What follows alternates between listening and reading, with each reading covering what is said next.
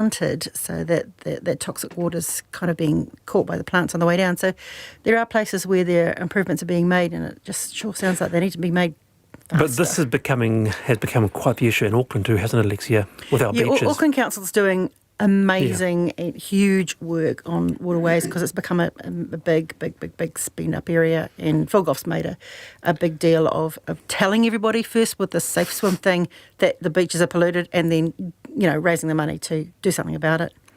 It's incredible how fast this happens too, isn't it? It's that scary thing of tipping points that we kind of chug along quite happily. Then we might hit one of these tipping points. I think it's ignorance, if you know that suddenly when you know how bad something is, you are more prepared to put your hand in your pocket as a ratepayer to do something about it.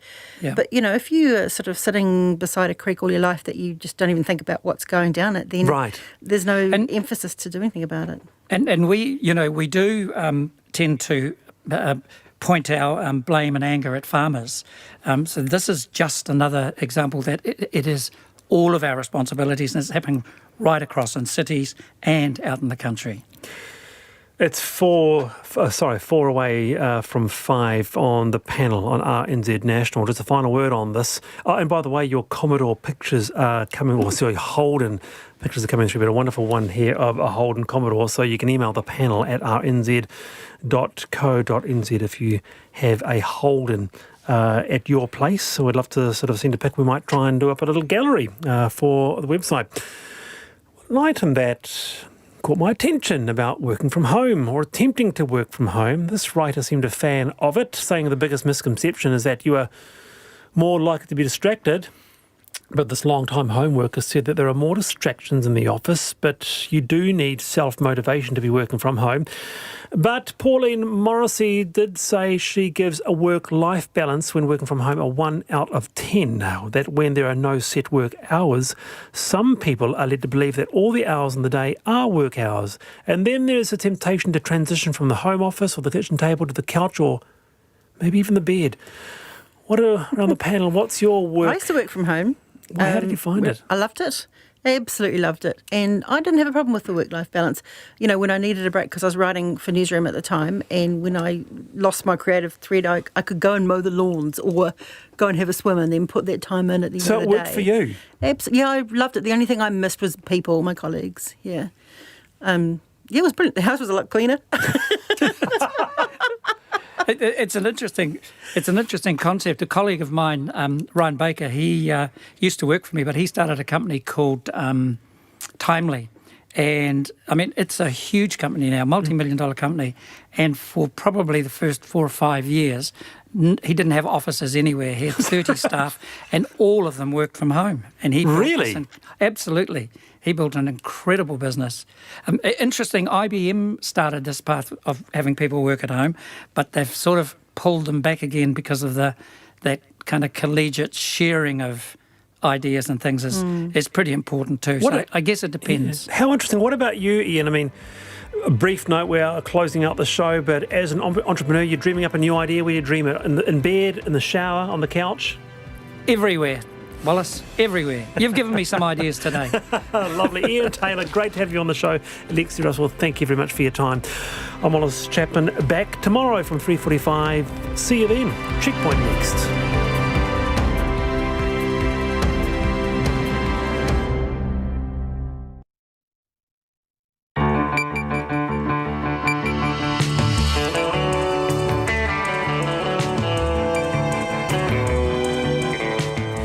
Whakaronga mai koe ki te reo irirangi o Aotearoa. This is Checkpoint on RNZ National. I'm Lisa Owen.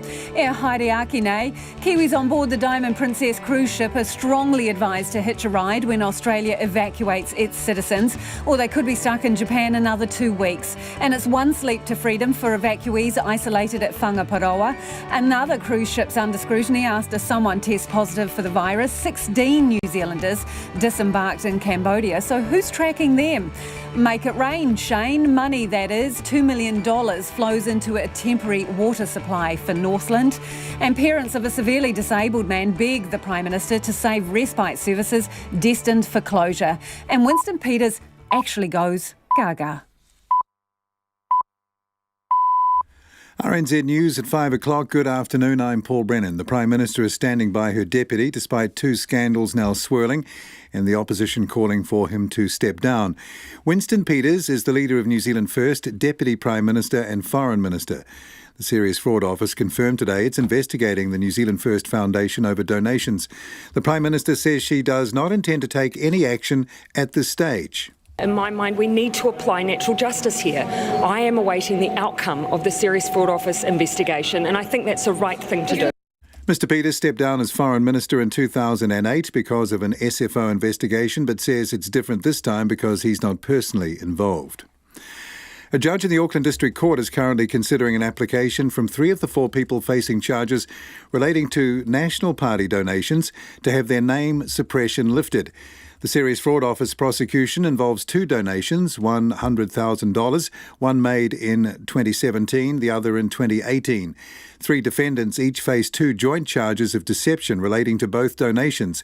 A 4th is charged over the second donation, but also faces one of providing misleading information. Neither the current party leader nor any National Party official or staff are among those charged. Australians and New Zealanders quarantined on the Diamond Princess cruise ship may risk another 2 weeks stranded in Japan if they don't board an evacuation flight due to leave the country tomorrow. The Health Minister David Clark told a news conference those of the 11 New Zealanders who do board will then head to Whangaparaoa to be quarantined for a further 2 weeks. We want to make sure that we're putting the health and safety of New Zealanders, of our public, as our number one concern. And for those people, there is a very clear path back to New Zealand. And it involves making sure that they are protecting themselves, their family and the wider community. David Clark says the government is also keeping an eye on a separate cruise ship docked in Cambodia with 1 confirmed case of the virus. 16 New Zealanders are on board. Drought-stricken areas of Northland are getting up to $2 million from the Provincial Growth Fund to set up temporary water supplies. Severe water shortages in the region and no sign of rain mean urgent measures are needed to secure water supplies. The Regional Economic Development Minister, Shane Jones, says temporary water supplies will be set up in Kaikoui and Kaitaia. He says water pipelines will be built from 2 separate bores to be treated at the town's water treatment facilities before being piped to households. Today, heavy water restrictions were extended to further reaches of the far north, with an extra 7,000 people told to use water for only drinking, cooking and washing. Kaikoui residents say they're struggling as the town enters its second week of severe water restrictions. Some say they're down to 1 60-second shower a day, while others have taken to bathing in local streams. One resident, Rhonda Zielinski, says everyone is doing their best to conserve water. Well, I think people are really nervous. I know it's affecting, I've got a little 4-year-old that goes to kindy and they've got to sign up asking for water. So, I was going to take water in there tomorrow, some big containers of water. Rhonda Zielinski says it's also worrying as a business owner because she doesn't know when the taps might stop running. A new report from the Auditor General says more can be done to involve Māori in water management. Its office is calling for greater national leadership as it releases a report highlighting major gaps in public systems for managing water.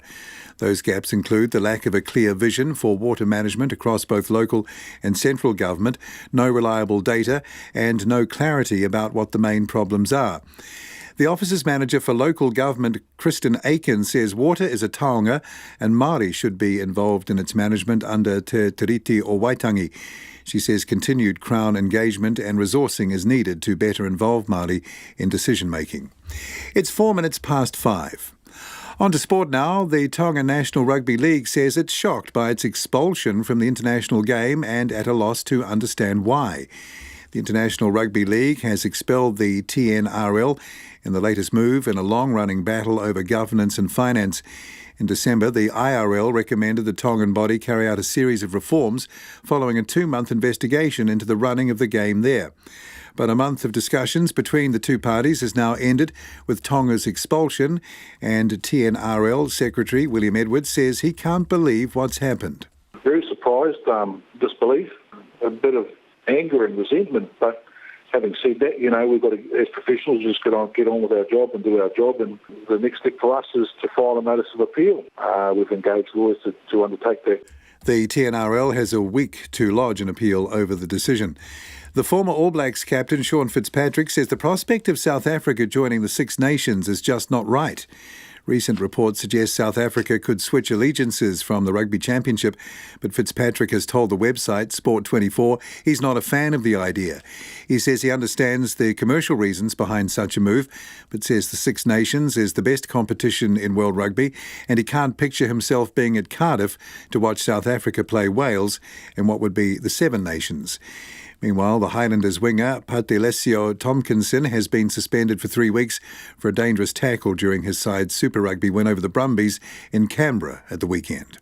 That's the news. Cruise ship passengers freed but still in lockdown. We've been quarantined for 14 more days. We've just lost a whole month of my life. For good reason. Anyone on that ship is heavily exposed to the fire, and so when they leave the ship, they absolutely have to regard that as day one in their 14 days of quarantine. And it's the end of a Chimera, as the Holden brand is retired. Oh, Steve, could you move the Chimera? I need to get the Tirana out so I can get to the Commodore. I'll have to get the keys to Cortina if I'm going to move that Chimera. It's The Vibe. Morning Report, weekdays from 6, on air and online. Now the short forecast from Met Service taking us to midnight tomorrow Wednesday. Northland, Auckland and Coromandel Peninsula. Cloudy periods, isolated showers. Bay of Plenty, Taupo, Gisborne and Hawke's Bay. Partly cloudy, scattered showers, heavier in the afternoons and evenings. Thunderstorms are possible tomorrow. Waikato to Wellington, including Taumarunui and Taihape. Mostly cloudy with showers, clearing to fine tomorrow afternoon. However, cloud returning to areas from Taihape southwards tomorrow evening. Wairarapa, Marlborough, Nelson, Buller and Westland. Cloud and showers clearing from Wairarapa, Marlborough and Nelson today. Elsewhere tomorrow. Fiordland mostly cloudy with showers. Canterbury, Otago and Southland cloudy periods. Isolated showers mainly in the afternoons and evenings. Some heavy, possibly thundery today. At the Chatham Islands, cloudy periods. There could be a shower or two late tomorrow. It's just after 5:07. Thanks, Paul. And this is Checkpoint. I'm Lisa Owen. The Prime Minister will take no action against her deputy and New Zealand First Leader Winston Peters with confirmation of a serious fraud office investigation. As the SFO prepares to prosecute 4 people over donations to the National Party, the New Zealand First Foundation is now under investigation. The initial complaint about the way the foundation handles donations was laid with the Electoral Commission last November. The New Zealand First Leader, Winston Peters, has repeatedly denied any wrongdoing. And in response to a media application, more details about the prosecution relating to $200,000 donations to National have been publicly released. Here's our political editor, Jane Patterson. Between April 2017 and August 2019, nearly $500,000 was deposited into the Foundation's bank account by donors, including from some of New Zealand's wealthiest business people. Over the same period, the Foundation spent more than $425,000 paying bills for the New Zealand First Party, including campaign advertising expenses, renting and setting up a campaign HQ in Wellington and running the party's website. After looking into a complaint about the Foundation, the Electoral Commission came to the view it had received donations that should have been treated as New Zealand First Party donations. Winston Peters was asked if he would step down as a minister. Why would I do that? Because the Serious Fraud Office is investigating? Sorry, Sunshine. If the Electoral Commission didn't speak to me, why would you ask that question? In 2008, Mr Peters stood down as Foreign Minister in the Helen Clark Labour government after the SFO confirmed then it would investigate New Zealand First donations. Today, he told reporters that was a different situation. They said they were investigating me. I stood aside and got cleared by 3 official bodies. That's what happened, but it didn't concern you to tell the truth, did it? The National Party Deputy Leader Paula Bennett is calling for him to step down and the Prime Minister Jacinda Ardern to take action. She needs to be demanding some answers, stop the ducking and diving and get in there and find out what sort of standards she will accept within her own government and within a very senior member of her cabinet. Ms Ardern says there's no need for her to take any action against Mr Peters. In my mind, we need to apply natural justice here. I am awaiting the outcome of the Serious Fraud Office investigation, and I think that's the right thing to do. In past weeks, Mr Peters has tried to distance himself from the foundation, saying he was not subject to an investigation and nor in the sense as New Zealand First. Documents leaked to RNZ show Mr Peters was present at a March 2017 Board of Directors meeting, where the board agreed to the concept of establishing the foundation.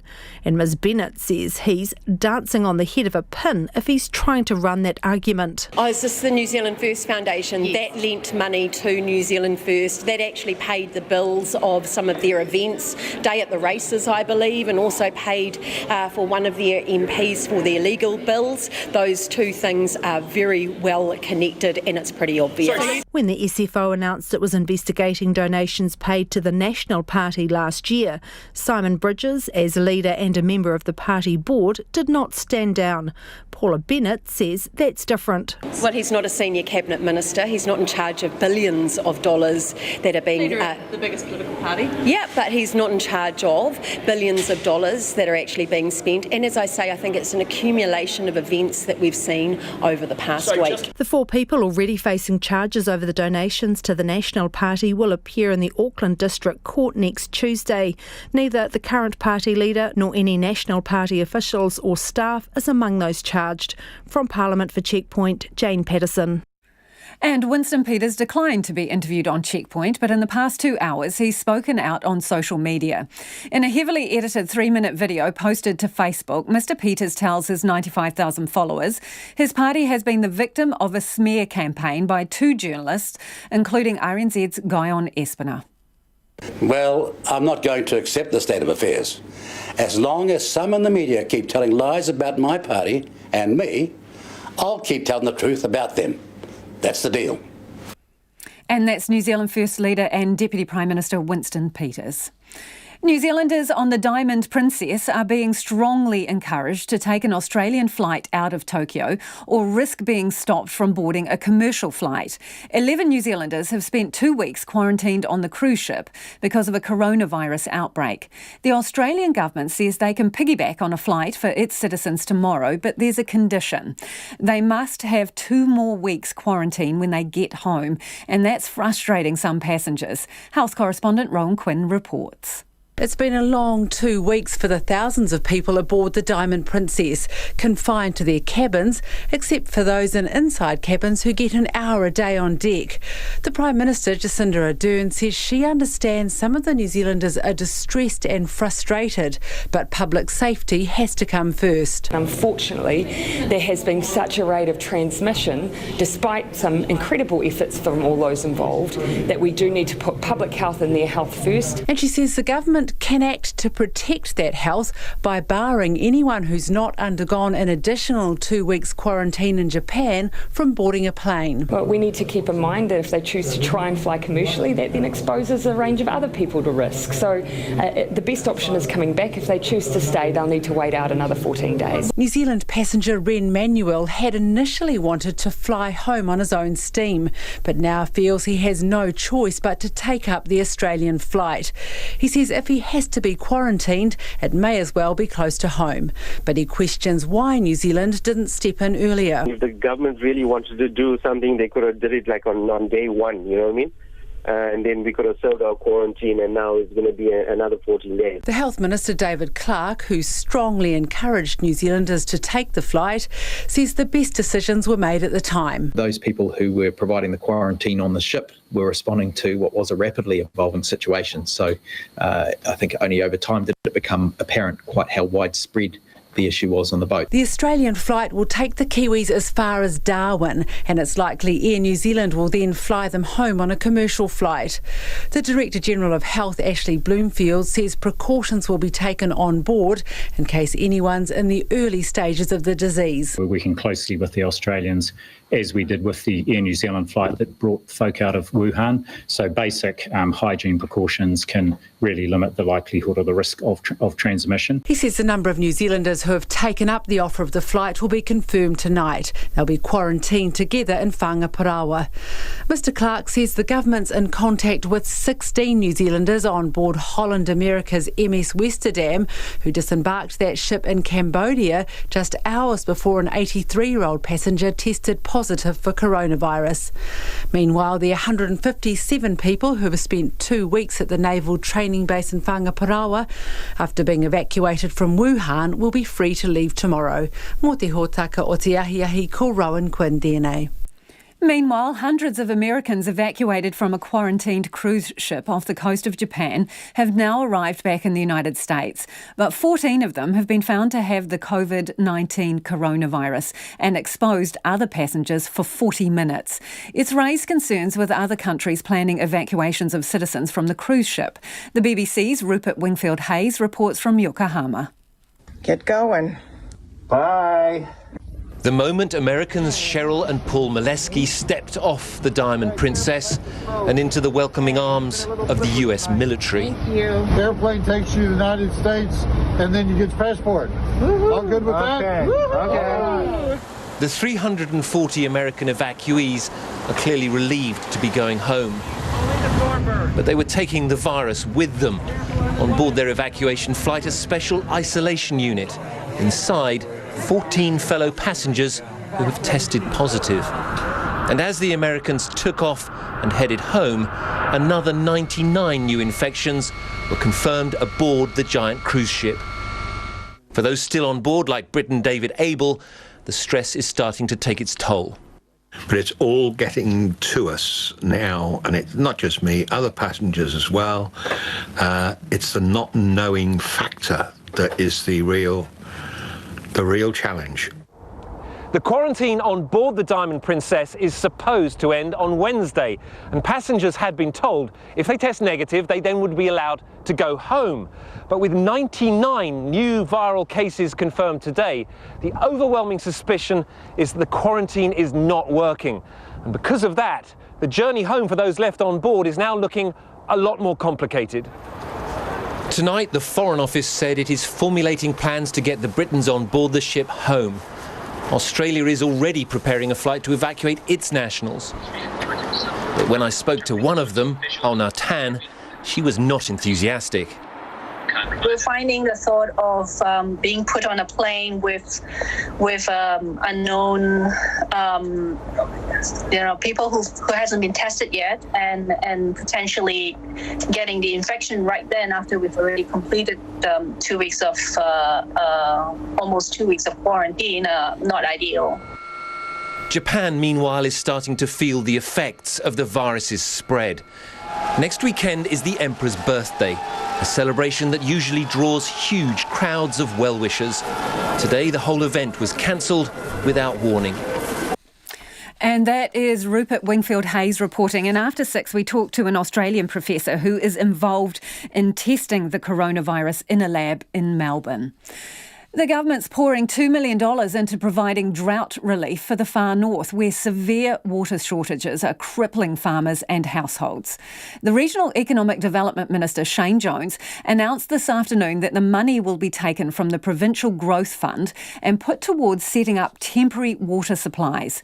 The water will be taken from a bore on Sweetwater Farm for Kaitaia and Lake Omapere for Kaikohe and pumped to the town's water treatment facilities before being piped to households. Residents in Kaikohe say things there have been dire in recent days, with showers limited to 45 seconds and childcare centres appealing for water donations to ease their stress.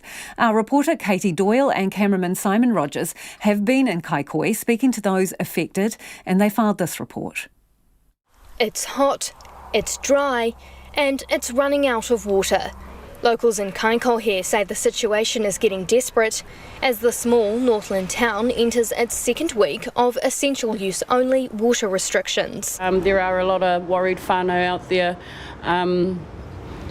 Even our creek levels are so low, it's sad to see because water is our source, that's the heart of all of us. So Yeah, it is very stressful. Well, I think people are really nervous, they're really nervous. I know it's affecting, I've got a little 4-year-old that goes to kindy and they've got to sign up asking for water. So, I was going to take water in there tomorrow, some big containers of water. Born and bred in Kaikohe. I stay at 14 Ks, my homestead is. It's called Totoro. And all the years, I've moved away to work somewhere else. I've come home. This has never happened to us before. Water restrictions, nothing like this. Some whānau are now bathing in a nearby waterhole to conserve what little drinking water there is left. One resident, Wirihana Tahere, says people are having to scavenge water wherever they can. Yeah, I see a lot of people taking water from here to take home to either bathe in or do the dishes or that sort of stuff, whatever they have to do at home. Yeah. And how stressful is that? To me, they look sad that they have to come all the way from town and stuff like that to come and collect water. Beef farmer Dave Wilson says the water restrictions paired with the dry conditions have hit the agricultural sector hard. He says cattle aren't growing as well as they should be, and that's compounded by the coronavirus hampering exports to China. Oh, it's stressful for some people, yeah. Yeah, if you got a bit of debt or running out of grass and can't get your cattle away because the works are full, it's sort of running out of options. The government last week announced $80,000 worth of support to help Northland farmers. Mr Wilson says they're feeling the financial pinch. It was looking like a good season and good prices, and with the drought and then the coronavirus combined, it's sort of been frustrating at what looked like a year when people would be able to get on top of their finances, but it's just turning into one where they're not. Almost all of the country is under some form of fire restriction, and in Northland there is a total fire ban.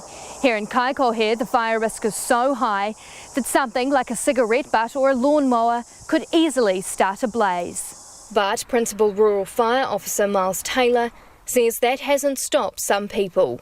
To be honest, it hasn't been as good as we'd like. There's been a lot of rubbish fires in Northland that simply shouldn't have happened.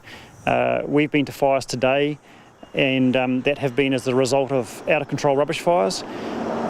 We're currently in a fire ban, and so no fire in the landscape is permitted, and it's really upsetting to see people disregarding these rules and putting their community in danger. He says the fire service in Kaikohe and Kaitaia have now taken themselves off the town supply and are sourcing water from other less vital places. So we're being quite creative. At the moment, as you can see here in Kaikohe, we were storing extra water in dams, portable dams.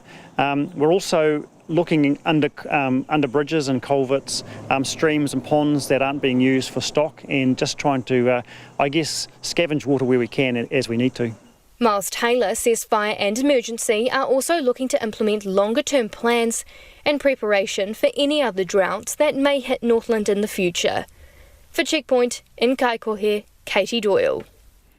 And if you were listening to that one on the radio or on the drive home, you can go back online and see the video that goes with Katie Doyle's story. That will go up on our Facebook page and our website. It is almost 23 minutes after 5.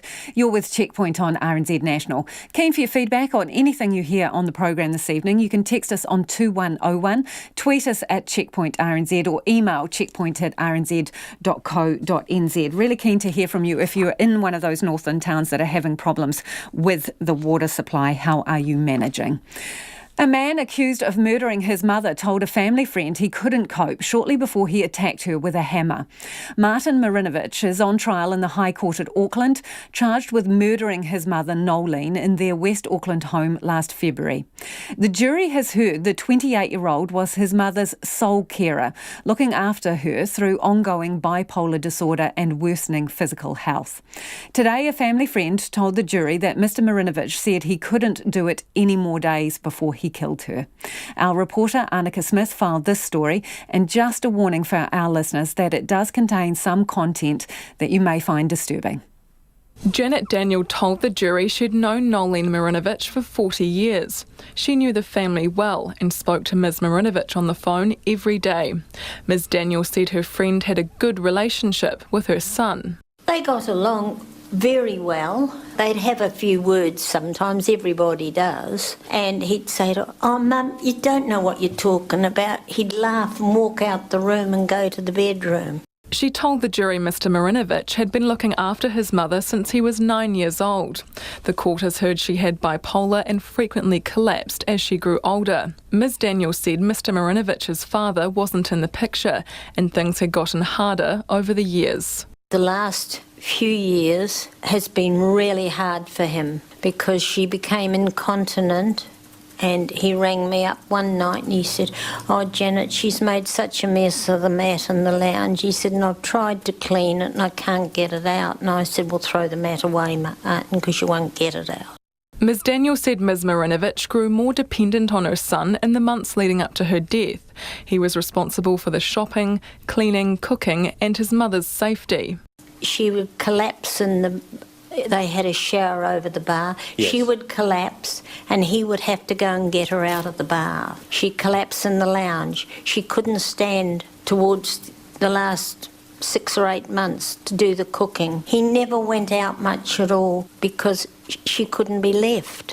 Ms Daniel said Mr Marinovich was a friendly young man, but he seemed to change shortly before he killed his mother. She described his mood when his mother was last admitted to hospital, just a week before her death. When he was at the hospital, I walked in the door, and usually when I used to see him, he'd say, "Oh, hello, Janet, how are you today?" and all this. I walked in the door and I got fairly close to him, and I said to him, "Oh, hello, Martin," and he looked around and he says, "Hello." And then he turned back and looked at the wall. He was twitching, and he jumped from one foot to the other. Ms Daniel said he was strange and spaced out, which was most unusual to her. She said she spoke to him about what was going on. He left about 2:30, right, and I followed him out into the corridor and I said to him, "Martin, what's the matter?" He said, I can't cope anymore. Yeah. And I said to him, "Don't take her home, leave her at the hospital." And he said, "I just can't cope, Janet, I can't cope with her anymore." Mr Marinovich has admitted attacking his mother, but says it's not murder. This morning, the jury heard from Detective Constable Anna Fager, who led a 3-day scene examination at the Oratia house. She said the house was unclean and cluttered.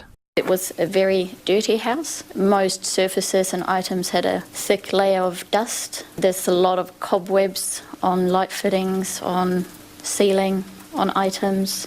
So very cluttered and dirty. Ms Fager said she seized a large blue mink blanket draped over Ms Marinovich's body and a red-handled hammer that lay next to her. Both were shown to the jury as Crown exhibits this morning. The trial before Justice Walker and a jury is set down for 2 weeks. Antu te ko ti matua ko Annika Smith aho. It's currently a pub, but soon the Clifton Club Inn will become the home of the Southland Charity Hospital. The hospital is the dream of late cancer care advocate Blair Vining, and today it became one step closer to becoming a reality. Our Otago Southland reporter Timothy Brown filed this report. Winton farmer and father of 2, Blair Vining, fought tirelessly for better cancer care for all New Zealanders, all the while fighting cancer himself. Blair died in October last year after being diagnosed with terminal bowel cancer in October 2018. But his legacy lives on, and his wife Melissa is continuing to fight for his dreams. She says the charity hospital is a fitting tribute to her husband. Not only will this hospital serve as a legacy for Blair and all of his work towards creating better cancer care for all of New Zealand, regardless of where you live, I strongly believe that the government has a responsibility to provide this health care to all of us. But in the interim, while I keep working away at trying to change that, the hospital will provide much needed relief to Southerners immediately. She is blown away by the ILT Foundation's donation of the Clifton Club Inn. This is a true reflection of our Southland community and the generosity of Southlanders. Without the ILT's contribution, our project obviously would take a significant amount of time to be up and running. ILT Chief Executive Chris Ramsey says the licensing trust initially wanted to help the hospital with a monetary donation. We met with Melissa in the very early stages when she was trying to put it together, and she was very compelling in what she had to say. So following that meeting, we were motivated to be involved. We didn't just want to be involved, we wanted to make a significant contribution. So fast forward to today, we've gifted the Clifton Tavern. Chris Ramsey says the tavern was not sustainable in the long term, and the need for a building for the hospital meant it was time to close the book on this part of its history. The tavern staff will be accommodated in ILT's 23 other premises, and though its patrons are sad to see it go, they support it being reused for Blair's legacy. What he went through is something that a lot of other people have been through, and it was interesting talking to some of our patrons at the Clifton who said that they had family members who have been through the same ordeal, so they all get it, they understand. Southland Charity Hospital Trust Chairman Dr Murray Pfeiffer says the tavern is a perfect fit for the hospital. This is an enormous advance for us. If we had to find land and build on a greenfield site, we estimate that might cost us about $2 million. But it also accelerates our project enormously. And I'd have to say that the building and the land are ideal for the purpose. The tavern is also close to the existing Southland Hospital, but while the building is being developed, Dr Pfeiffer says the Trust will offer colonoscopies in conjunction with its partners. That service, available to those ineligible for public services and unable to afford private care, would be offered to all residents south of the Waitaki River almost immediately. There's always unmet need in any community. There are people who have conditions that don't meet the threshold for public funding, and we just feel that if we can do something, then that's a job worth doing. There is no timeline for the redevelopment of the Clifton Club Inn, though Dr Pfeiffer hopes the charity hospital will be open by the end of next year.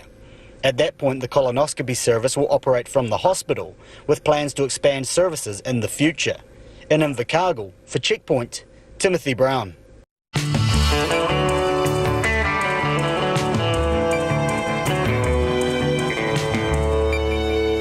Coming up on Checkpoint on RNZ National, an Auckland woman who relies on the Laura Ferguson Rehabilitation Facility for respite care for her severely disabled son begs the Prime Minister for help.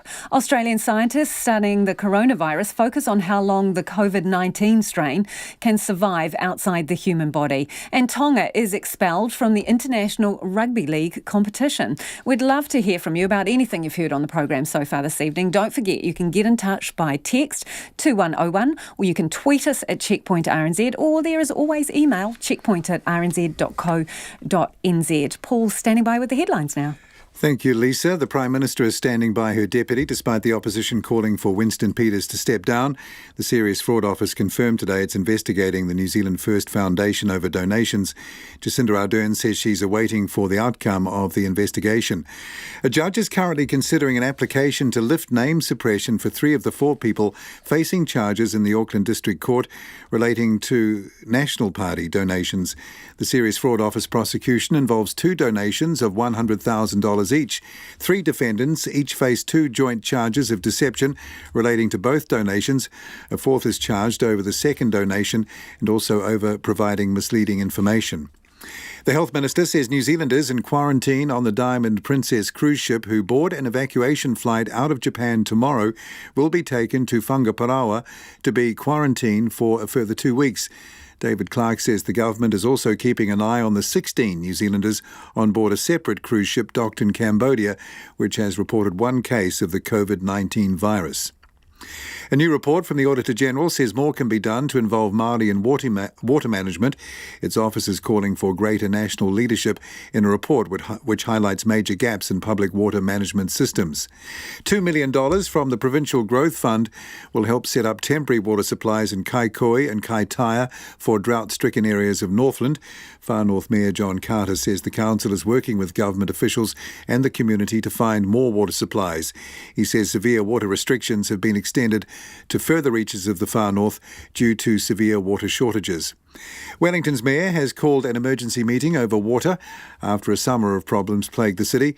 In some locations, fecal matter has been contaminating streams and beaches for decades without action from water authorities. Andy Foster says the meeting will create an action plan to understand what's behind the spate of pollution. And those are the headlines. Thanks, Paul. If you are just tuning in, this is Checkpoint and I'm Lisa Owen, and you've come along at just the right time because Nona Peltier has joined me in the studio for the business news. Nona, financial services company, this is Heartland Bank, has reported a strong profit growth. Yeah, in their first half result. So it's up, 20% to $40 million, which is pretty tidy sum. And they're doing well with their diversified portfolio of lending and financial services. So they do things like reverse mortgages. They've got other kinds of things that they do. They have, for example, a stake in Harmony. That's the online lending platform. And they've done pretty well by doing that. And also their costs, they've been able to, their costs, they've risen 26%. They've been investing in new systems and staff to meet the variety of customer needs. One thing is, though, that their lending to the rural sector is down somewhat. And I think that we've seen that other banks as well taking back a bit on that with tighter lending restrictions and so on. Hey, power companies will no longer be allowed to offer customers counter offers if they look to leave for another retailer. That kind of seems counterintuitive. So what's the reason for it? We've talked a bit about this. So it's been shown that consumers who switch power retailers tend to get a better deal.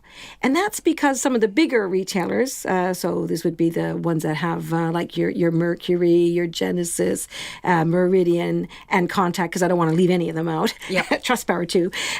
They can offer their customers who are looking to switch a good deal. So they'll give them a call and say, hey, listen, why are you switching? We'll sweeten the pot for you if you stay with us. Now, the Electricity Authority has been looking at this for some time and have said, look, this is not very competitive for retailers new retailers that are coming into the market. They can't compete with that. And also it disadvantages consumers who wouldn't know to switch or who won't switch. And so they don't get those better offers. So if you're a switcher, you get a good deal. If you're not a switcher, you get you don't get a good deal at all. And what they're saying now is that perhaps this will make the industry more competitive, but it will also maybe mean that some of the bigger retailers will offer customers a better deal before they switch. So if they want to keep customers happy, it's going to be reviewed, though, because it, as you say, it's counterintuitive. Is it really going to work, or does it mean that consumers simply won't get better deals as they were enjoying before? Okay, so that one's a watch this space. I would say so. What else has been happening on the market? Well, you'll be very impressed to know that our top 50 index broke a record today. Oh. Yeah. It's been a while. It has been a while, it seems, yeah. So we hit an intraday high of 11,938. Came back a little bit, just 2 points to 11,936. That's a rise of 62 points to end the day, an increase of 0.5%. So that's quite strong, especially since we have seen some retreat in the Asian markets. So there's always concern there about the coronavirus that's ongoing. And numbers, dollar? The dollar is interesting. It's mixed. We fell a little bit against the US dollar, a 64.1 US cents. That's partly because of the Australian Reserve Bank. Their minutes showed that they talked about easing meaning they might drop the interest rates there. So the Australian dollar fell, and that means that we rose against it at 95.9 Australian and 49.3 British pence. Thanks, Nona. Nona Peltier with our numbers and business news. An Auckland woman with a severely disabled son is begging the Prime Minister to intervene and keep respite services provided by Laura Ferguson Rehabilitation open. Mandy Brooklyn's son Blake can't speak or walk and is entirely reliant on his parents to look after him. In turn, they're reliant on 2 days of respite care every week to give them a break. But Laura Ferguson Rehabilitation, which offers residential care and respite along with rehab for stroke and brain injuries, is shutting its doors in Auckland, Waikato and Whanganui by August this year, citing a lack of funding as one of the main issues. Mandy Brooklyn says she's not sure where her son will end up, and her husband's written to the Prime Minister asking for help. I asked her to tell me a little bit about Blake's condition and the care he needs. He was born with a rare genetic syndrome called Cornelia-de-Lange syndrome, which is pretty rare. He has no speech, can't walk. He needs 24/7 care. He's 100% dependent on us. He has huge behaviour issues which cause self-harm. He has a lot of bowel issues which cause pain, and it also results in behaviour issues. It's difficult to handle. He needs a minimum of 2 people to bath him, which is an example of how hard he can be. So in terms of caring for him, Mandy, this is in essence a full-time job for someone. Oh, definitely. He's got to be watched and monitored every second because of behaviour. My husband actually sleeps on the couch so that he can, next to his bedroom, so that he can hear him in case he wakes up, because you have to attend to him quickly because he does self-harm. He wears hand and arm gaiters, but he can get them off. And if he does, he self-harms and hurts himself. That must be, wow, very intense for you as parents, and also in terms of you ever getting a break. Yeah, it's extremely difficult. It's and sometimes he's also nocturnal, so even though he's quite happy he's awake, so therefore we're awake. So in terms of Laura Ferguson Trust, what kind of services does Blake get from them? He goes there on a Monday. We drop him off about lunchtime, and he stays until Wednesday morning when my husband picks him up about 7 a.m. So they take care of him for two full nights, which gives us a much-needed break. So how important is that service to you and him? It's extremely important because that's the only actual break that we get. It's not only a mental and an emotional break, it's more of a mental and emotional break than the physical help. And it's also the only time my husband and I get to ourselves is when he's there, because we don't get any other help. So it's huge, just a huge impact. What was your reaction when you heard that they're going to close those services down? Oh, I was absolutely shocked. There was just no idea at all what he was getting, that this was going to happen. And it wasn't just us, it was everybody. There was nothing. We just attended a meeting. My husband attended a meeting on the Sunday, and they were told that this was all going to happen. We had no idea prior to that. I mean, I've been so stressed and upset over this. I've lost sleep. I've actually lost a bit of weight. But basically we thought this was Blake for the rest of his life. We thought we had it sussed. He is now an adult. This is his adult services. And we thought Laura Ferguson was basically for the rest of his life. And just to be told it's ending, it's just heart-wrenching. It's just... Do you understand why they're closing? Not really. They've told us it's a funding issue, but then we do know now that it's not a funding issue, which is what they're saying, because they're saying that even if the funding issue was resolved, the decision's already made. It's just so stressful. I mean, we're not the only family. We're just one of the families that is affected. But personally, it's affected me in a huge, huge, huge way. What do you do now? We have no plans at the moment. Everything's all still up in the air. There's nothing in concrete. So as of yet, there's no plan. So it's just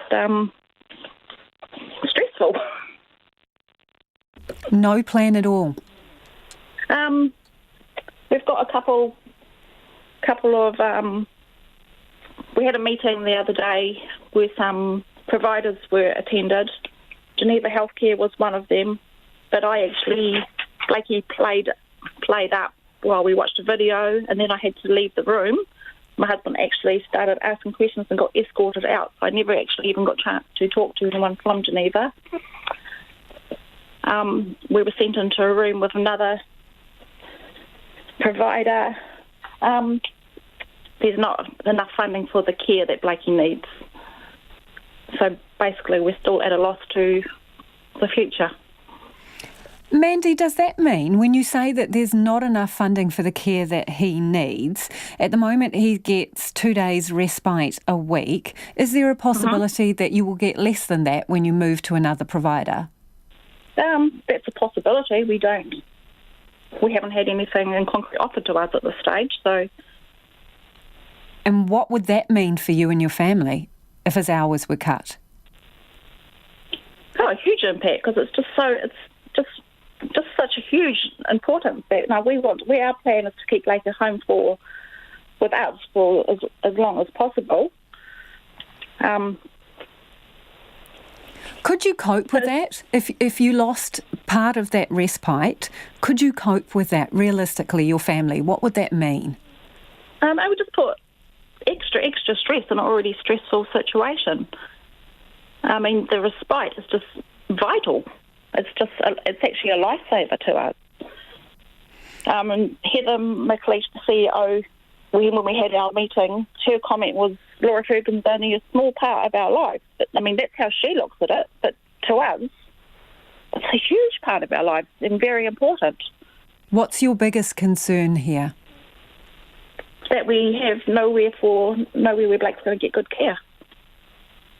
And he will just, I don't know, it's just all up in the air and very stressful. Have you asked for help? Have you written to anyone? We have written to, my husband's actually written to the Prime Minister, but as of yet we've had no reply. He did that sort of pretty soon after we were told the closure of Laura Ferguson. So what do you make of that? No response? Disgusting. It's like we feel like my child has no voice. We have to be his voice. And we're doing all we can to get people, we don't even know, who knows what's going on. I mean, is Jacinda even aware that this is happening? More than likely not. I mean, they don't need to be closing down places like this. They actually need to be building more places like this. It's just a huge lack of support. So if you could speak to her directly now, what would you most want to say?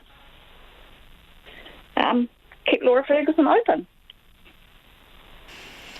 Do you think that anyone is looking out for you and your son in terms of services and government departments? No, not really. We're not important to them. And that is Mandy Brookland, whose son Blake uses the respite services at Laura Ferguson Rehabilitation. It is about 14 minutes to 6. I'm Lisa Owen and you're with Checkpoint on RNZ National. We've been covering the story of Laura Ferguson Rehabilitation for a few weeks now. We would love to hear from you. If you are using the services or if you have a family member who uses the services, are you happy with the arrangements that have been made for you? What have you been told about the closures and where you will be going next? You can get in touch by text 2101. You can tweet us at Checkpoint RNZ or you can email checkpoint@rnz.co.nz. A clinical psychologist says a woman on trial for the murder of her partner was displaying symptoms consistent with post-traumatic stress disorder at the time due to her lifelong history of violence and abuse. Karen Riddell admits stabbing Joseph Ngāpera in their Manurewa home in 2018, but claims she was acting in self-defence to protect herself and her child. The High Court at Auckland today heard from the final defence witness who described the abuse Riddell has suffered her entire life by Mr Ngāpera and others. Matthew Tunison was there. Clinical psychologist Alison Towns told the court that Mr Ngāpera appears to have exercised coercive control over Riddell and that the intimidation and violence he used to prevent her from leaving their home amounted to entrapment. Dr Towns analysed the medical evidence presented to the court alongside Riddell's testimony and concluded she was displaying symptoms consistent with post-traumatic stress disorder at the time of the killing. She's experienced a number of symptoms associated with it. She described experiencing life-threatening events like strangulation, so she's had the actual experiences. She's experienced memory loss, which has been put down to stress. She's spoken of feeling like she had to be on the alert all the time, which is consistent with post-traumatic stress. Dr Towns said this may help to explain her actions on the night she stabbed and killed Mr Ngāpera. What repeated lots of trauma does is it makes it easier for you to, if you feel threatened, to flip into survival mode. And survival mode is triggered by very old primitive parts of the brain, and it's working to help you survive. The court was told about the many acts of domestic violence suffered by Riddell at the hands of Mr Ngāpera. This led to a court-imposed protection order which stemmed the violence for a time, but was eventually withdrawn at the request of Riddell herself. Dr Towns described the impact the abuse ultimately had on Riddell. She's experienced intimidation, she's experienced threats, she's experienced some standover tactics and threatening actions. She's had emotional abuse. She's experienced surveillance and confinement. He's tried to isolate her from her family. He has spoken of blaming her for having taken out protection orders, and he uses male privilege. So I think those all add up to, in my opinion, that she's experienced coercive control. She said Mr Ngāpera's past actions led to Riddell fearing for her life. In terms of using other forms of coercive control, there's quite a lot of indications of Mr Ngāpera using threats and coercion, telling her that he's murdered somebody else in Australia. She's spoken about how that affected her in terms of worrying about that he could kill her. Crown Prosecutor Yelena Yelovich quizzed Dr Towns about her assertion that Riddell was trapped in the relationship. Ms Riddell, as you're aware, was questioned about the various social factors within her relationship, and she acknowledged that she had access to her benefit money. She acknowledged that she was living within her own home. She had no children that tied her to Mr Ngāpera, and that she wasn't isolated. We also heard evidence from her that she did not feel that she was trapped in a relationship with Mr Ngāpera. Okay? The defence and prosecution are expected to sum up their cases on Thursday before the jury retires to consider its verdict. In Auckland for Checkpoint, call Matthew Tunison 10A. The mother of a man suspected to have committed suicide while in a mental health unit says there were a series of failures by staff that led to his death. Samuel Fisher died in mid-April 2015 after he'd been admitted to a facility at Wellington Hospital at the end of January. During an inquest into his death, Mr Fisher's mother, Lynn Copland, said some of the responsibility lay with the people who were caring for him in the ward. Harry Locke reports. Samuel Fisher was admitted into hospital on January 31st. He tried to take his own life while in his room in mid-April, and as a result he died a few days later in the hospital's intensive care unit. At the coronial inquiry into his death, his mother, Lynn Copeland, said staff were not aware of and not taking into consideration that he was at risk of committing suicide. There were, Ms Copeland says, things which should have raised alarm bells. There were a series of events where clearly Sam was engaging in self-harm and suicide behaviour. It is inconceivable that no attempt was made to connect the dots or review Sam's notes and appreciate the risk and a plan being put in place. During her statement, Mr Fisher's mother said he had a history of self-harm and suicide attempts. One of her criticisms was around how his history was not considered when he was first admitted. While Sam had a significant mental health history with numerous admissions, there was no mention of previous suicide behaviour. I believe this was a flaw in the assessment documentation. So that's where things can be improved in documentation. She says there were some serious failings over how he was cared for, including him being able to accumulate around $20,000 in debt over the period he was in hospital. During Mr Fisher's admission, his mother says he underwent a change in medication, that he was assaulted by other patients and wasn't allowed out of the hospital for Easter. When it came to the days leading up to and of his death, she says the frequency with which he was being observed should have increased. He was in low mood, tearful, lethargic, poor motivation. They are the symptoms of a depression which had been looming up for a long time, and I think that he should have been on a higher level so he should be watched more frequently. Staff at the mental health unit have already given their statements when the inquest began last July. In one doctor's testimony, she said Miss Copeland placed the most extraordinary demands on staff at the mental health unit, but conceded their documentation was not up to scratch. The inquest continues tomorrow. For Checkpoint, Harry Locke. The Secretary of Tonga's Rugby National League says he is shocked the association has been expelled by the sport's governing body. The International Rugby League Board announced the expulsion this week, the latest move in a long-running battle over governance and money. The TNRL has been suspended since October after it sacked coach Christian Wolf over disagreements around control and finances, which led players to threaten a boycott of the World Cup Nines and end-of-season tests. International Rugby League recommended a package of reforms in December at the end of a 2-month investigation into the operation and governance of the game in the country. 30 days of consultation ended in January, and in a statement, International Rugby League confirmed a resolution had been passed at a board meeting on Thursday to expel Tonga's NRL. TNRL Secretary William Edwards told RNZ Pacific's Vinnie Wiley he was surprised by the move.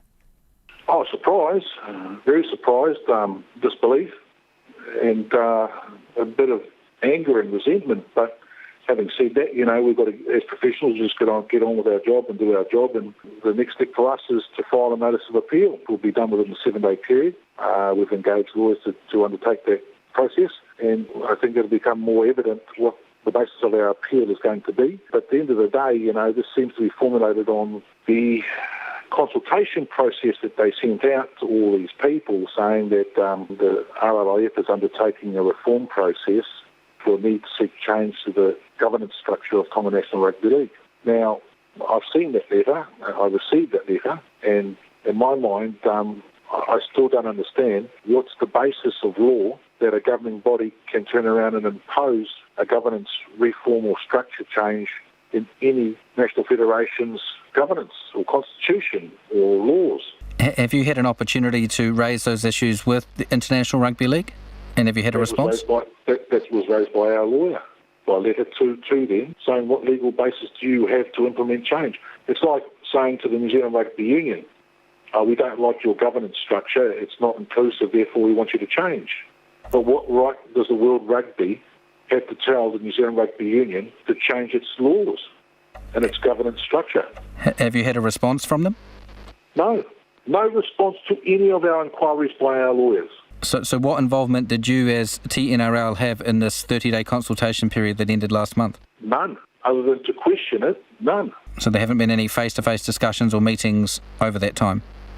We asked for mediation, and our lawyers sent a letter requesting mediation before they made the decision, and they decided in their notice of expulsion that mediation was not meaningful.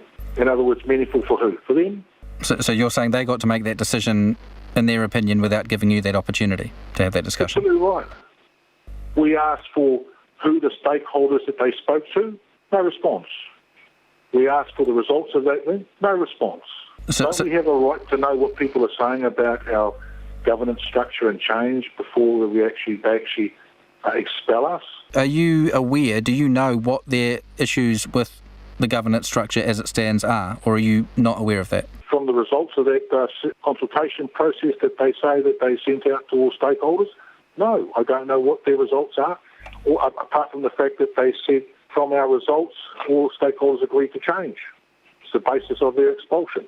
Are you optimistic in light of all that and in light of the obvious chasm between the two parties that there can be a positive outcome from your point of view and from TNRL's point of view? I'm forever hopeful, but the thing is we're there to fight on the basis that we're not fighting for something that's meaningless, or we're not fighting for something that's worthless or non-meritorious. We're taking the challenge up on the basis what they did was not recognised by any law. And that was the Secretary of Tonga's National Rugby League, William Edwards. More than 200 flood warnings remain in place as waters in some parts of the UK continue to rise. Storm Dennis has been battering several parts of the country, with major incidents declared in South Wales and parts of the West Midlands. One woman is thought to have died and hundreds have been forced from their homes. The BBC's John Kay reports. Straight to you. Door-to-door rescues in the cathedral city of Hereford. Desperate residents escaping with whatever they can save. A city underwater and under threat. Shirley was one of hundreds forced to leave their homes. I thought I could stay there. That's why I'm so late coming out. What do you think of these men who've helped you this morning? Wonderful. When the crews are down there, they'll be making an assessment on life risk, so it'll be are they in immediate danger, age, but it's just making sure they bring all their medication with them and everything else they need. Some people are still trapped. Across this region, vast areas have been overwhelmed. Anyone for cricket? This is Worcester, where the River Severn has reached dangerous levels. We're monitoring things very closely, in particular the Severn. Towns such as Shrewsbury and Bewdley and Tewkesbury are areas that we're looking at very closely because water levels are expected to continue to rise in some of those catchments. And when the levels do drop, this is what's left behind. The market town of Tenbury Wells left a muddy mess by Storm Dennis. On the high street, we found a huge community clear-up today. Almost every business here flooded at the weekend. From the River Derwent in Derby to the Soar in Leicestershire, from Leatherhead in Surrey to Barkham in East Sussex. Tonight, once again, all communities can do is watch and wait. And that's John Kay reporting. We're just seconds from 6 o'clock news. After 6, we'll have more on research into the coronavirus and how long it lasts outside of the body. Also, we will have another interview in relation to Laura Ferguson rehabilitation shutting down. RNZ News at 6 o'clock. Kia ora, good evening. I'm Paul Brennan. The National Party is calling on the Prime Minister to take action against her deputy and New Zealand First Leader Winston Peters. The Serious Fraud Office has confirmed it's investigating the New Zealand First Foundation over donations. The National Party says Mr Peters should step down as a minister, with its deputy Paula Bennett saying the Prime Minister should act. Jacinda Ardern says she'll await the outcome before deciding whether any action is needed. Mr Peters has repeatedly denied any wrongdoing. The Serious Fraud Office is also prosecuting 4 people relating to donations to the National Party. Australians and New Zealanders quarantined on the Diamond Princess cruise ship may risk another 2 weeks stranded in Japan if they don't board an evacuation flight due to leave the country tomorrow. The Health Minister says those of the 11 New Zealanders who do board will go to Whangaparaoa to be quarantined for a further 2 weeks. David Clark says the government is also keeping an eye on a separate cruise ship docked in Cambodia with 1 confirmed case of the virus. 16 New Zealanders are on board. Drought-stricken areas of Northland are getting up to $2 million from the Provincial Growth Fund to set up temporary water supplies. Severe water shortages in the region and no sign of rain mean urgent measures are needed. The Regional Economic Development Minister Shane Jones says temporary water supplies from bores will be set up in Kaikoui and Kaitaia. The Far North Mayor John Carter says the council is working with government officials and the community to find more water supplies. John Carter says heavy water restrictions are now extended to further reaches of the far north, with an extra 7,000 people told to use water for only drinking, cooking and washing. Wellington's mayor has called an emergency meeting over the state of water after a summer of problems plagued the city. In some of the worst polluted locations, fecal contamination has been leaking into streams and beaches for decades without action from water authorities. Andy Foster says with about 3,000 water pipes and complex networks, there will always be issues, but the increased number has prompted the need to understand if the problems are systemic. He says the meeting will allow authorities to create a plan of action and work to understand what's behind the spate of leaks. A new report from the Auditor-General says more can be done to involve Māori in water management. Its office is calling for greater national leadership in a report released this afternoon that highlights major gaps in public water management systems. Those gaps include the lack of a clear vision across local and central government for water management, a lack of reliable data, and no clarity about what the main problems are. A spokesperson for the Auditor-General, Kristen Aikens, says Māori should be involved in water management under Te Tiriti o Waitangi. The Crown Māori Partnership through the treaty, it's a taonga that Māori should be able to have access to decision-making processes and involvement in decisions that affect their day-to-day lives. Kristen Aiken says Crown engagement and resourcing is needed to better involve Māori. A clinical psychologist says a woman on trial for the murder of her partner was displaying symptoms consistent with post-traumatic stress disorder at the time. Karen Ann Riddell admits stabbing Joseph Ngapera in their Manurewa home in 2018, but says she was acting in self-defence.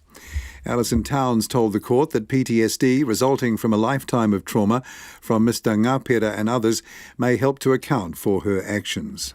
What repeated lots of trauma does is it makes it easier for you to, if you feel threatened, to flip into survival mode. And survival mode is triggered by very old primitive parts of the brain, and it's working to help you survive. Clinical psychologist Dr Alison Towns. Blair Vining's widow says the cancer care advocate would have been stoked to secure a home for his proposed Southland charity hospital. It was the brainchild of Mr Vining and his wife Melissa and will be housed at the redeveloped Clifton Club Inn in Invercargill. The building has been donated to the project by the local licensing trust. Melissa Vining says she wishes the health sector was funded enough so that charity hospitals weren't needed. It's hoped the hospital will open by the end of next year. Just after 6:04. On to sport now. New Zealand Māori Rugby League says a decision by the side not to sing the national anthem when they play the Australian Indigenous side at the weekend is not a protest but rather a sign of support. The Māori All-Stars side will play their Australian counterparts on the Gold Coast on Saturday night, but the Australian side has decided not to sing the Australian anthem as they feel it doesn't represent them and doesn't acknowledge First Nations people. The chair of New Zealand Māori Rugby League, John Devonshire, says not singing the anthem wasn't something they wanted, but the decision was out of their hands. We made it quite clear that we're very proud of our bilingual anthem and that, we would love our anthem, but we supported the stance of the Indigenous. So we'll have the cultural exchanges pre-game, but in request of our Indigenous brothers and sisters, there'll be no anthems. Meanwhile, the Warriors' NRL campaign has been dealt a major blow with prop Bunty Afoa ruled out for most of the season with a knee injury. The Warriors open their campaign away to Newcastle on March 14th. Supercar team Red Bull Holden Racing will meet Holden bosses later this week to seek clarification over their future. General Motors has announced it's retiring the Holden brand by the end of the year.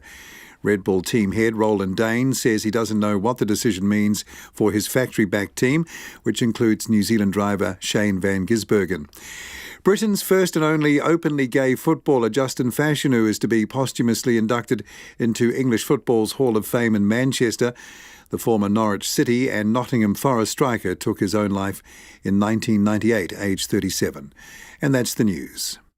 Tonight on Nights, we've got a window on the world of J.S. Bach.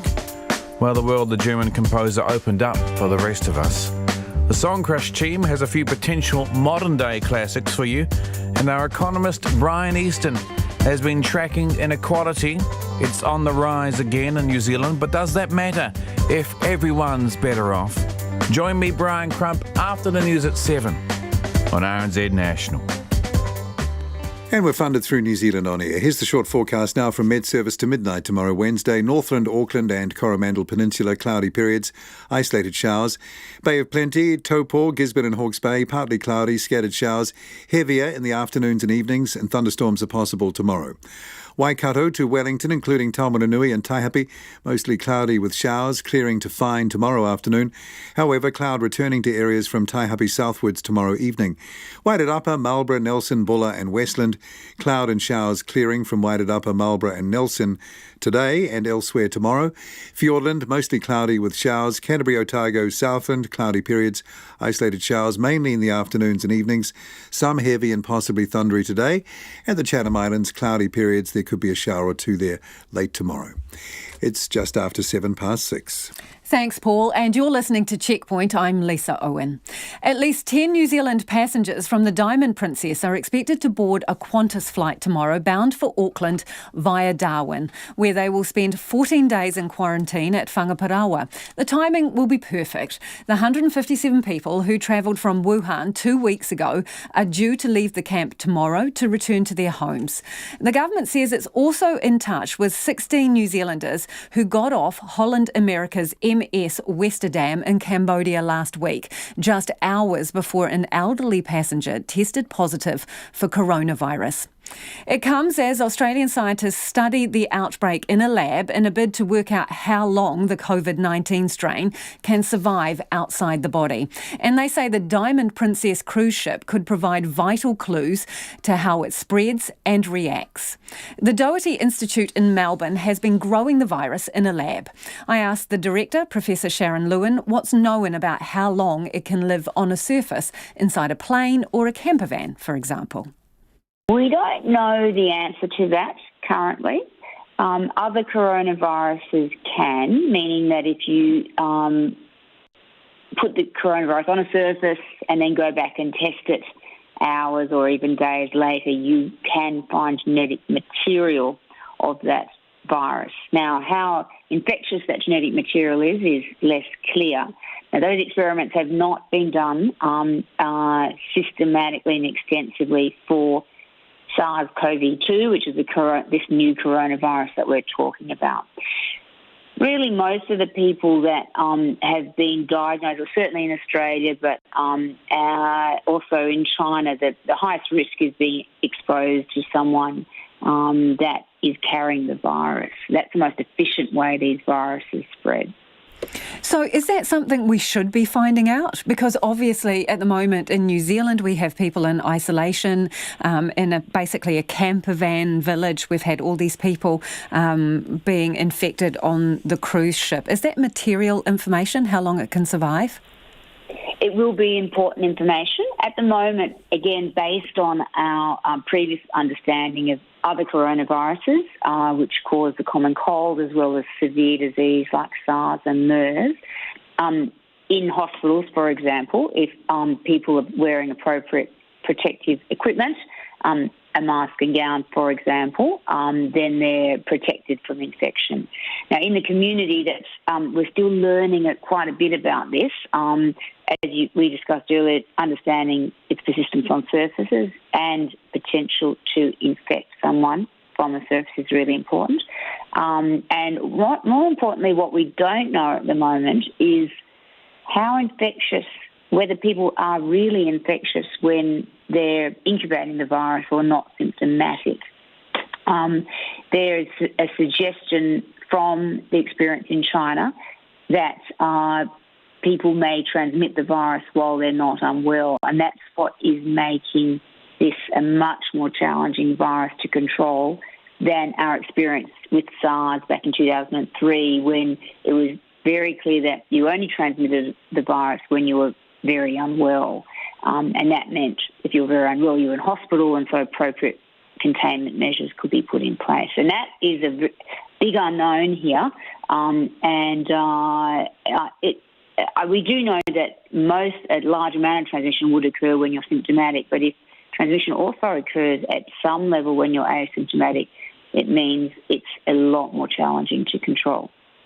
So on that note, is it possible for someone to have coronavirus, never exhibit any symptoms at all during the infection, and still be spreading it?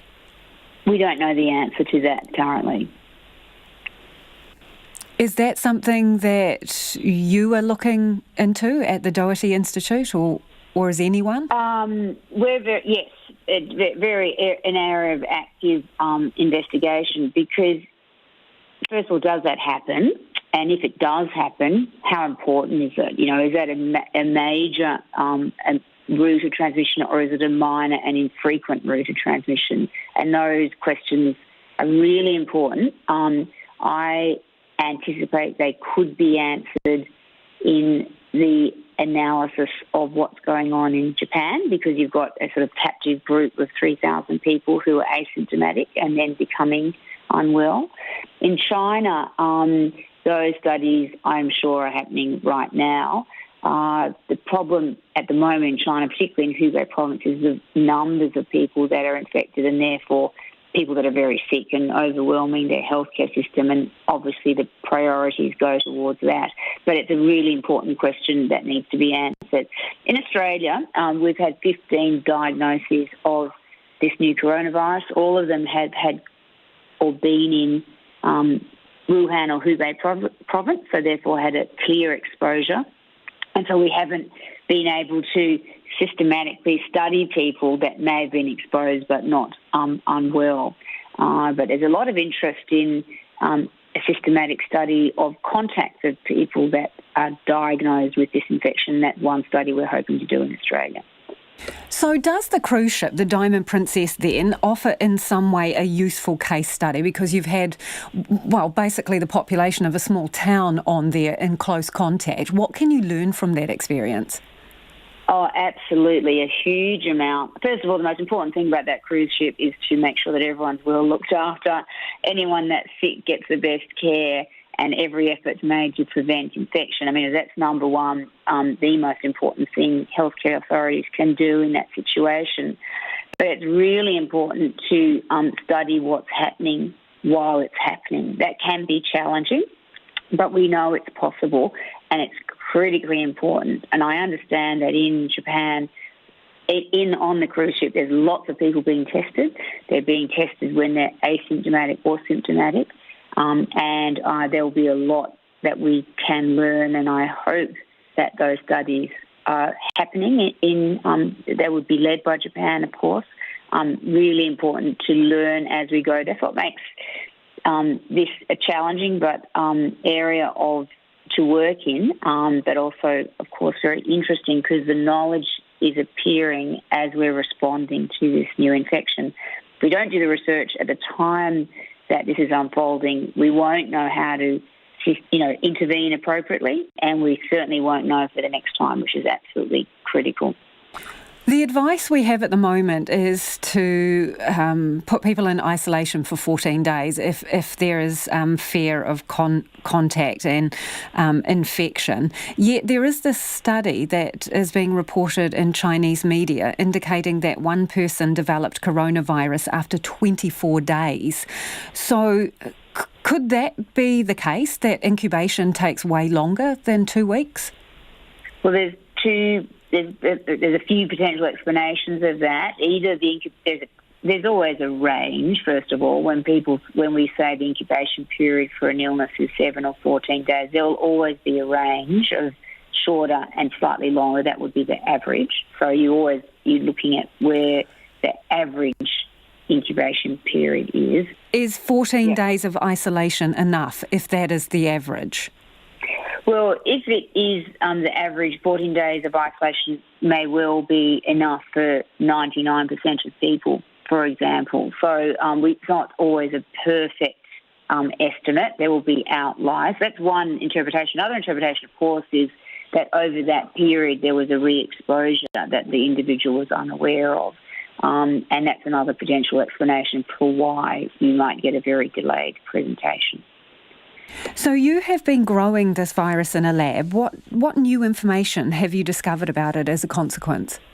We are very keen in using that virus to test antiviral drugs and to see what drugs will work to block growth of the virus. We're very interested in understanding how long the virus can last on surfaces and what interventions could decontaminate surfaces. And we're also going to use that virus to develop a vaccine and an animal model for COVID-19. An animal model will be extremely important to test any vaccine candidates. And that was Professor Sharon Lewin, an Australian virologist studying the coronavirus at the Doherty Institute in Melbourne. She also told me that she thinks it will take about 18 months for a vaccine to be developed, and to get it to the first stage could cost around $15 million. The Prime Minister is standing by her deputy despite 2 scandals now swirling and the opposition calling for him to step down. Today, the Serious Fraud Office confirmed it was launching an investigation into the New Zealand First Foundation's handling of donations. And questions still remain about what involvement, if any, Winston Peters had in covert photographs of 2 journalists ending up on a political blog. But during question time, Jacinda Ardern labelled the opposition's political punches ironic, given their dirty politics history. And amid revelations, SFO charges against 4 people relate to 2 donations to the National Party. Political reporter Yvette McCullough has more. Ahead of today's question time, National Deputy Leader Paula Bennett ramped up the rhetoric, calling for Winston Peters to step down. The SFO, as we know, don't get involved lightly. I think this is screaming that there is a whole lot of very murky things going on. A sentiment echoed by ACT leader David Seymour. This now goes beyond Jacinda Ardern or Winston Peters. It's about the integrity of the New Zealand government. This sort of behaviour doesn't belong in any parliament, let alone New Zealand's. Last week, the Electoral Commission referred its investigation into the New Zealand First Foundation's handling of donations to the police, who swiftly passed it on to the Serious Fraud Office. Today, the SFO confirmed it started a formal inquiry. But Mr Peters says he won't stand down because the foundation and inquiry have nothing to do with him. Sorry, Sunshine. If the Electoral Commission didn't speak to me, why would you ask that question? Jacinda Ardern says she won't be taking any action. In my mind, we need to apply natural justice here. I am awaiting the outcome of the Serious Fraud Office investigation, and I think that's the right thing to do. Inside the bear pit, the opposition's focus was on the other scandal dogging the New Zealand First leader. Covert photos of two journalists surfacing on a political blog linked to whale oil. Mr Speaker, again, the Deputy Prime Minister's put out the clarity around that situation today. And again, I don't see how this relates to ministerial conduct. Mr Seymour tried to shoehorn the issue in to a question about wage growth. Has the Minister seen any reports of growth and activity in the photography sector? Mr Speaker, I don't analyse it down to that level. Who might be employing these photographers, if there were any? Order. When pressed again by Simon Bridges on whether Mr Peters has met ethical standards, Ms Ardern drew some parallels. If the member wishes to ask a direct question about an issue around ministerial conduct, he is most welcome to.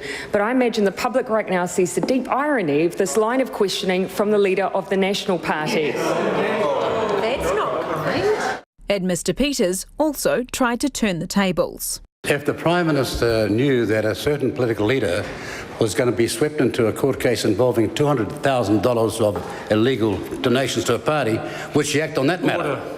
Charges have been laid against 4 people over 2 $100,000 donations made in 2017 and in 2018. The charge sheet says they used a fraudulent trick or device to break up the donations into sums less than $15,000, which were then transferred into the bank accounts of several different people before being paid into a National Party electorate bank account. Mr Bridges says news of 2 donations came as a surprise to him. Neither the current party leader nor any National Party officials or staff is among those charged. Following question time, Mr Peters got in his final word. I'm not being investigated. Listen up. That's you guys. See ya. From Parliament for Checkpoint, Yvette McCullough. And it's 21 minutes past 6. You're with Checkpoint on RNZ National. Epsom MP David Seymour is demanding answers from the government over the closure of a major rehabilitation provider in his electorate.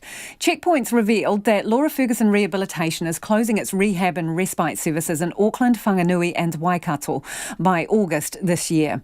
Mr Seymour wants to know what will happen to the people who rely on it for their complex needs. And he says relocating the clients could be damaging to them and may end up costing taxpayers more. Look, it's a very important facility for a lot of people in the Epsom electorate. A number of people, just members of the community who have some connection, but also a resident that I correspond with fairly frequently is quite distraught and has been in touch with me in relation to the closure of the Laura Ferguson Trust site in Great South Road. So what can you tell us about his concerns and what he relies on Laura Ferguson for?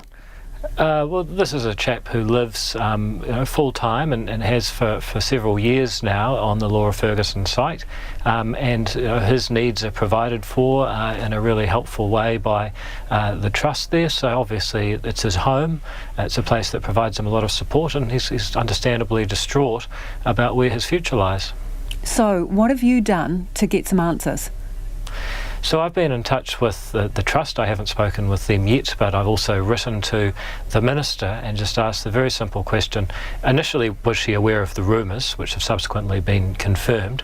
But secondly, what is the Crown's plan to provide for the folks that rely on the services?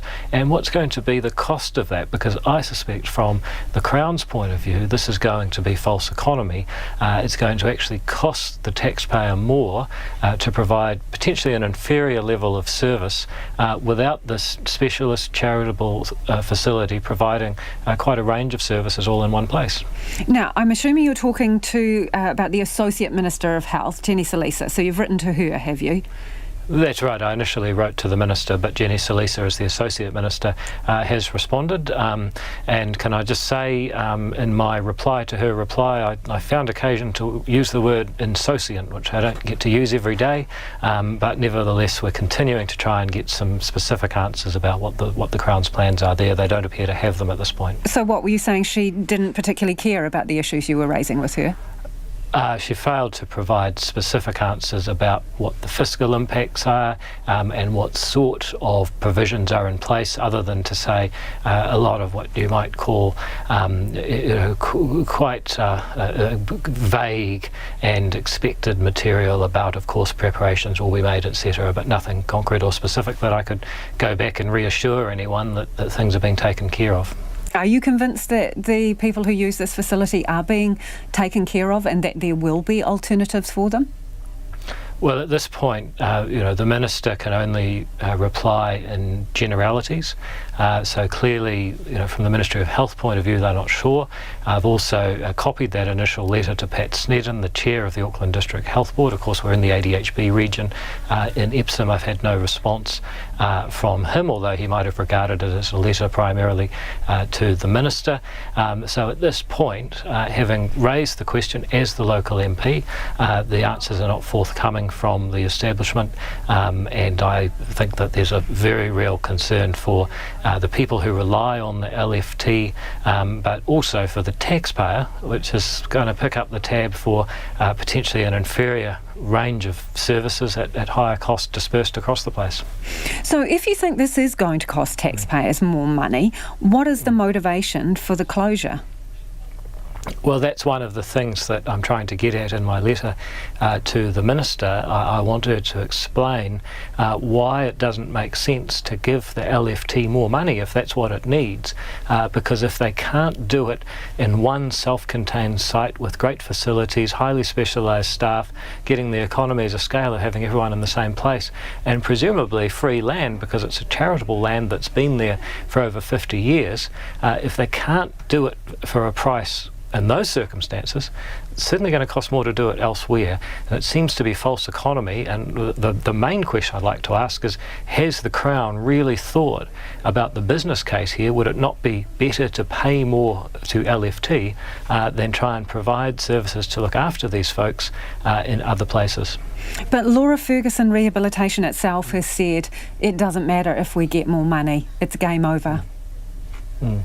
Well, I mean, I've never met a person who doesn't have a price. If they can't be serious that there's no price at which they'd continue to provide the services. What do you think will happen to that land that they're on if they were to close? Well, I mean, again, we can only speculate, but I'm not familiar with the precise legal ownership or the trust deed or what purposes it could be used for. I don't know the answers to those questions, but needless to say, land on Great South Road in Epsom is some of the most valuable land in New Zealand. It's certainly very valuable land, and you'd have to wonder what exactly it will be put to use for, if not in support of these folks in our community who, for various reasons need a little bit more support. So what options are left to you, just to continue to ask questions of Jenny Salisa, the Minister? Well, as a local member of Parliament, I'll certainly be trying to hold the Crown to account, asking the right questions and getting them into a position where they have to actually tell us what's going on. So I'll continue doing that. I'll continue to talk to people throughout our community who may have knowledge and information in order that people who require the services, such as my long-time correspondent constituent there, and others are able to be looked after, and that the taxpayer doesn't end up paying twice as much to treat people in a way that ends up being inferior. And that's Epsom MP David Seymour. Now, Checkpoint understands the Associate Minister Jenny Salisa is growing increasingly frustrated with Laura Ferguson Trust and its lack of cooperation with the Ministry of Health before announcing its closure. In the last few months, 2 of America's largest dairy producers filed for bankruptcy, including the country's biggest milk producer, Dean Foods. The company says it was struggling to attract consumers who have instead turned to non-dairy milk or private label products. It appears to be a growing trend compared to a decade ago. The number of dairy farmers in the US has dropped by 30%. One key factor is what people are ordering at the coffee shop. The BBC's Samira Hussain reports from New York. I have 2 oat milk cappuccinos. This local coffee shop in Brooklyn offers 3 kinds of milk. Flat white with oat milk. And only one of those comes from a cow. What did you just order? A turmeric chai. What kind of milk? Oat milk. And what kind of milk do you use? Typically almond or coconut. I use soy milk and then almond milk. Of all the alternative milks out there on the market, oat is the newcomer, and its popularity has skyrocketed, with sales in the U.S. surging more than 600% last year. They are pretty popular. I consider them kind of the norm at this point. I actually am kind of surprised when people order whole milk. And oat milk makes up only a small part of the alternative milk market, which in 2017 was worth almost $18 billion. Far from the trendy coffee shops of New York City, it is in America's hinterland where the impact of those changing taste preferences is being felt. Rick Osteroff has been farming since he was a child. His father was a farmer. His children and grandchildren are also farmers. When I was a kid growing up, every block, every mile, there was another farm. And you always believed they'd always be there. And now you drive around, you drive down some of these back roads, and you see all these farms, barns that are falling down, and no one's there anymore. It is so depressing. Demand for alternative milks may be on the rise, but sales of cow's milk has been declining for years. Milk consumption in the U.S. has plummeted 40% since 1970. And American farmers have been bearing the brunt of the decline. In the last decade, 20,000 U.S. dairy farms have closed. With Americans drinking less and less milk, the danger to U.S. farmers is clear. On the farm, bankruptcies are on the rise and profits are being squeezed. And this long-term shift in tastes, well, that could threaten the future of one of America's oldest industries. That's all we've got time for tonight. Back tomorrow. Have a good evening. And RNZ headlines, the Prime Minister says Winston Peters is entitled to natural justice in relation to a Serious Fraud Office investigation into the New Zealand First Foundation. And the Serious Fraud Office is preparing to prosecute 4 people over 2 $100,000 donations to the National Party. Our next news is at 7. Take the pulse of the day's news every weeknight at 10. That's why we say this road is broken. You shouldn't expect people on bikes to have to share a highway with busy traffic. Lately with me, Karen Hay, is your late-night eye on the latest headlines and the people who are making them. He and his brother started McClure's Pickles in Detroit, and he's out here for